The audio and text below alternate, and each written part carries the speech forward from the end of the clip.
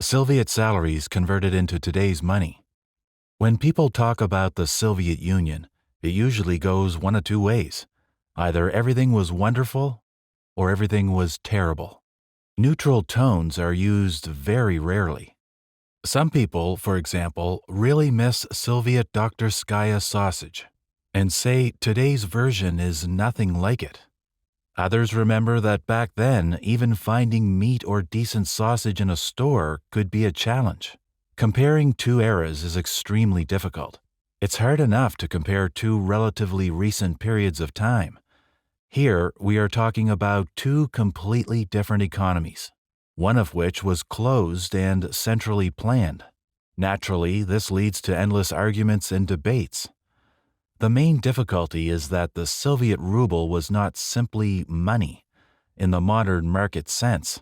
It was money inside a planned system, where prices, wages, rent, transportation, medicine, education, and many goods were regulated by the state. That means any direct conversion, like 1 Soviet ruble equals this many modern rubles, will always be approximate. Comparing purchasing power in the Soviet Union and today is not exactly straightforward. It's more accurate to talk not about one exchange rate, but about several different ways of converting value.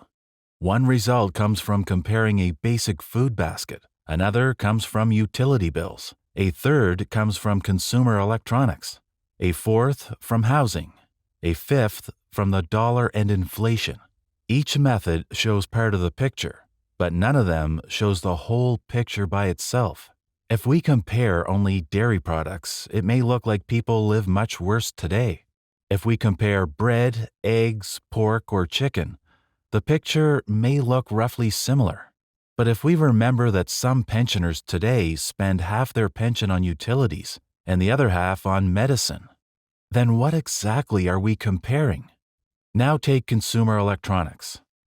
A photon color television cost 800 rubles. Converted through this model, that is about 176,400 modern Russian rubles, or roughly $2,685.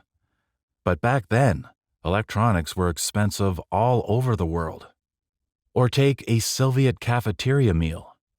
For 1 ruble, you could get something like a cutlet with mashed potatoes, a salad, a glass of compote, and a raisin bun, and still have enough left for ice cream at a cafe and a pancake with butter. Under this model, 1 Soviet ruble equals about 220.5 modern Russian rubles, or roughly $3.36. Today, a similar meal in a cafeteria could easily cost 500 rubles, or around $8. There is also another question: availability.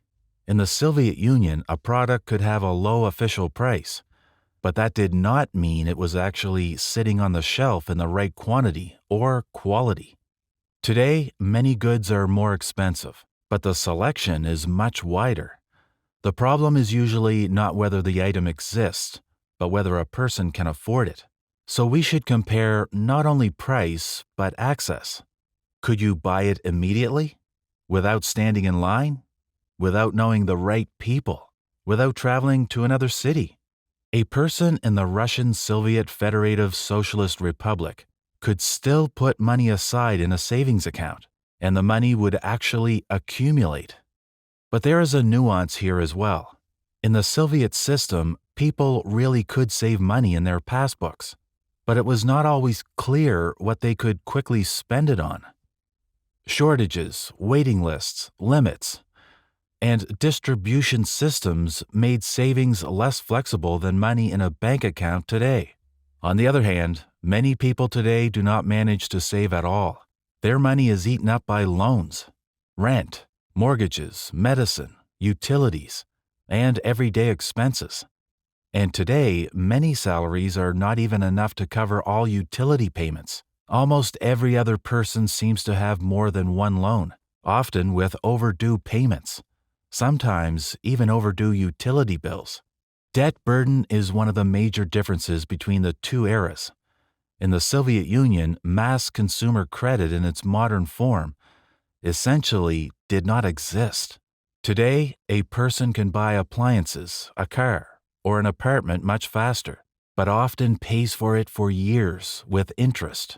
So, formally, consumption may be higher today, but the subjective feeling of financial freedom may be lower.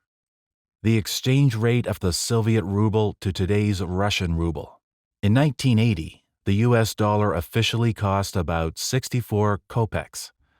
A salary of 180 rubles was equal to $281. And since the dollar had greater purchasing power at the time, it also needs to be adjusted for inflation. It's important to understand that the official Soviet ruble to dollar exchange rate was not a market exchange rate in the modern sense. An ordinary Soviet citizen could not freely exchange rubles for dollars the way people can today. So using the official dollar exchange rate gives an interesting reference point, but it's not a final answer to the question of what a Soviet ruble was really worth. According to inflation data taken from Wikipedia, from 1980 to 2016, the dollar lost value by a factor of 2.15. Even when converting through the dollar, a lot depends on the year you choose. If you calculate up to 2016, you get one number. If you calculate up to today, you get another. If you use Russian prices for food, housing, services, or technology instead of the dollar, you get different results again. So these figures should be treated as an approximate model, not as a precise financial translation from one era into another. $604 multiplied by an exchange rate of 65.7 equals 39,683 rubles.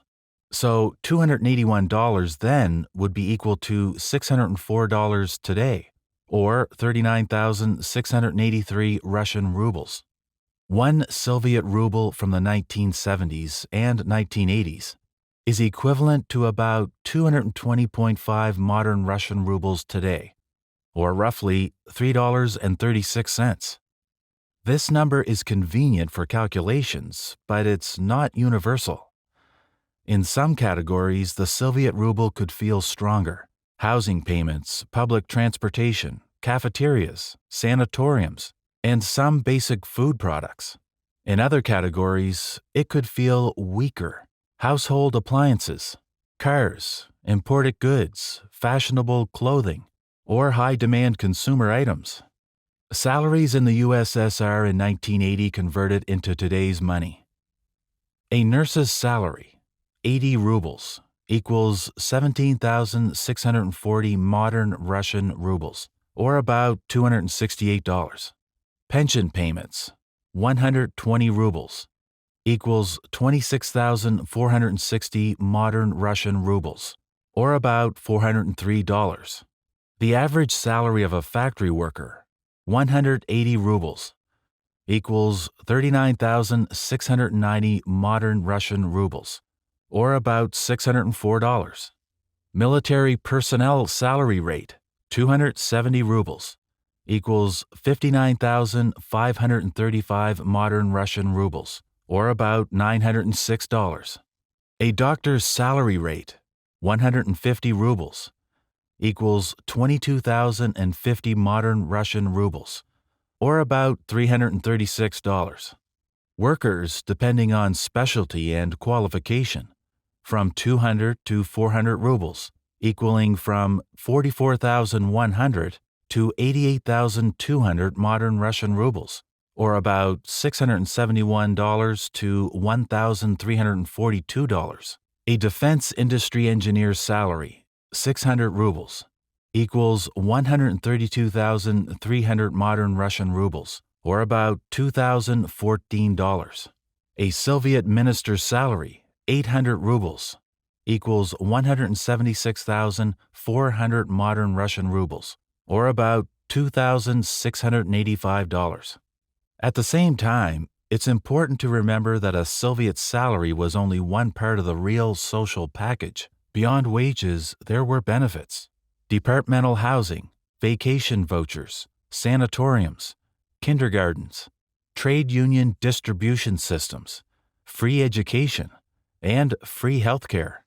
All of this is difficult to convert directly into rubles, but it mattered a great deal for quality of life. The average salary in the country today is 35,500 rubles, or roughly $540. In the USSR, it was 180 Soviet rubles, or 39,700 modern rubles, about $604.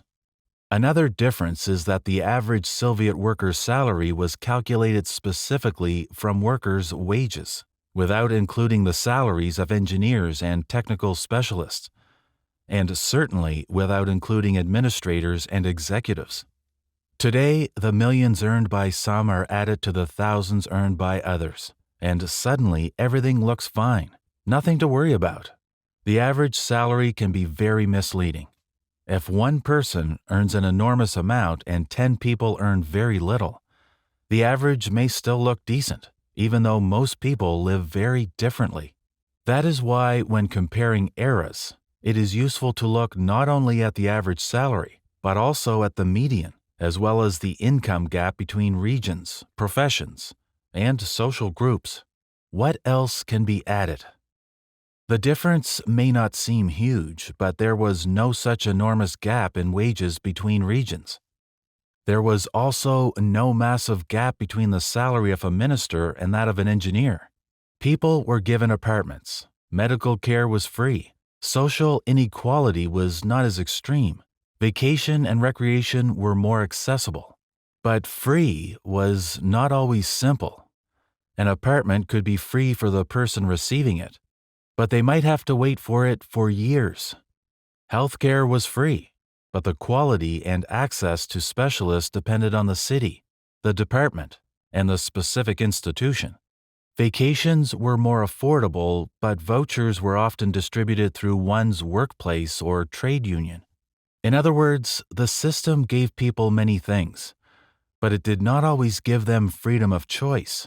So today's mortgage is an extra 15,000 rubles a month, or about $228. In a sense, the USSR simply gave that income to its citizens. More precisely, the state took on a large part of the housing burden. For an individual, that looked like enormous savings, because they did not have to spend decades paying a bank mortgage. But that model had another side. Housing was not distributed by the market, but through waiting lists, workplaces, state departments, and decisions from above. And what about utilities?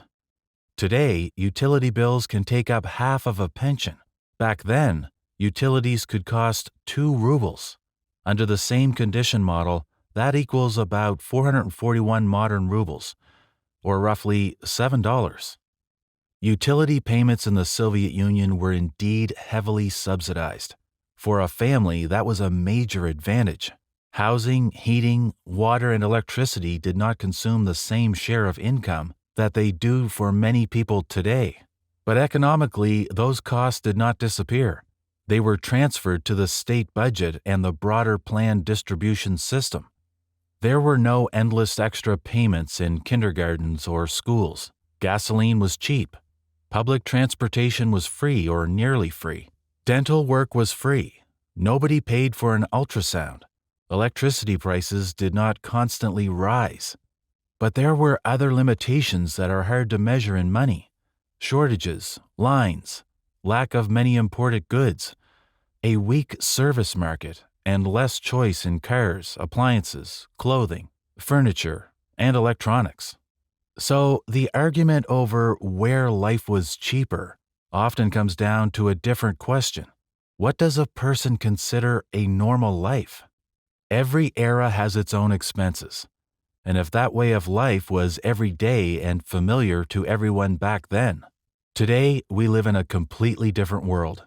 A Soviet person paid less for basic social needs, but more often faced shortages and limited choice. A modern person has access to more goods, services, and opportunities, but much more often lives under pressure from prices, loans, mortgages, paid health care, rent, and unpredictable expenses.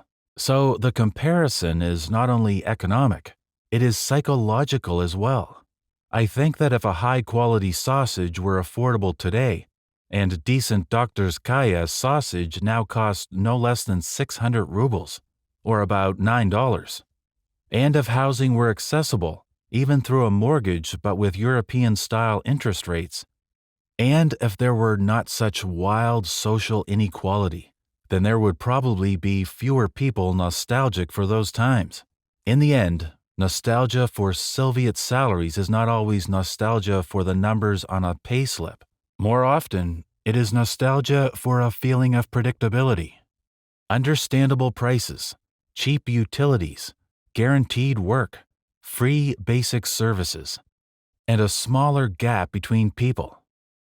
Criticism of the USSR, on the other hand, usually centers on shortages, lines, limited choice, and a person's dependence on the distribution system.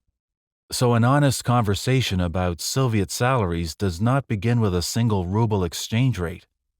It begins with admitting that people paid for life differently then and now, with money, with time, with freedom of choice, and with their sense of security about tomorrow.